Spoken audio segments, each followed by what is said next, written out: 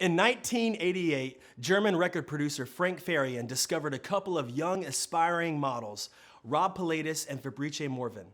He got them into the recording studio and created a dance pop album that would take the music world by storm. Armed with incredible dance moves, stunning drum beats, and the original Blue Steel, Milli Vanilli would soon become a household name. They gave us such chart-topping 80s classics like Blame It on the Rain and Girl, You Know It's True. The dynamic duo went on to sell nearly 30 million singles, sold out world tours, and even took home the Grammy for Best New Artist in 1990. But all that fame and success was short-lived when on a live concert on MTV in front of millions of fans, it was revealed that the group had been lip-syncing the entire time. Their backing track being played from backstage got caught on a loop. Girl, you know, girl, you know, girl, girl.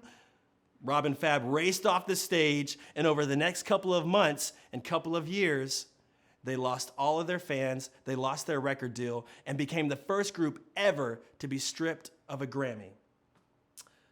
They were exposed. Now, Rob and Fab tried to do it on their own. They tried to do it the right way. They went back into the studio using their own name, their own songs, and their own voices, but just imagine Zoolander meets Bad Karaoke. Their new record sold only 2,000 copies, and they soon faded into musical oblivion. The secret was out, and the world doesn't like fake. In 2014, a Conan Wolf study revealed that the number one thing consumers look for in a brand they support isn't innovation or a low price point, it's authenticity. Here's the key. God's interested in the same thing. Authentic is defined as something that's true and genuine and real. In John 4:23, Jesus says, "Yet a time is coming and has now come when the true worshipers will worship the Father in spirit and in truth, for those are the kind of worshipers the Father seeks." God's after authentic worship, and he deserves nothing less. So then the question becomes, how do we live out a life of authentic worship?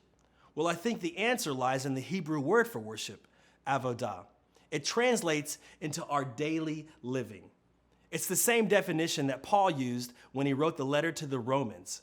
Chapter 12, verse 1, Paul writes, "Therefore, brothers, I urge you, in view of God's mercy, offer your bodies as living sacrifices, holy and pleasing to God, for this is your spiritual act of worship." You see, it's the 6 days and 21 hours outside of a church service that make worship authentic. Our songs are not the end-all, be-all to worship, but merely the physical expression of our heart's position. At the top of every year, NCC Worship gets together and we come up with a theme. Our theme for 2016 is authenticity, and it's inspired by Luke 8:17, where Jesus says, "For nothing is hidden that will not be made manifest, nor is anything done in secret that will not be brought to light." I think what Jesus is saying is this: you can't live a double life. Who you are when no one's watching will always spill out into who you are in the public eye. And just like Milli Vanilli, the true you will always be exposed.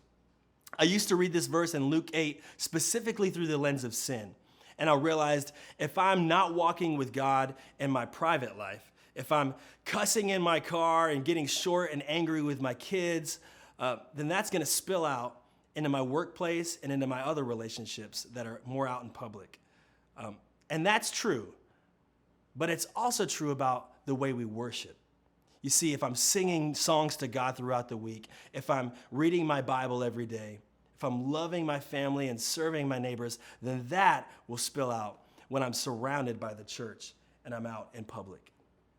The cool thing about that is when we gather corporately as the body of Christ, we each come in with a unique song of praise on our lips, inspired by God's faithfulness of the past week.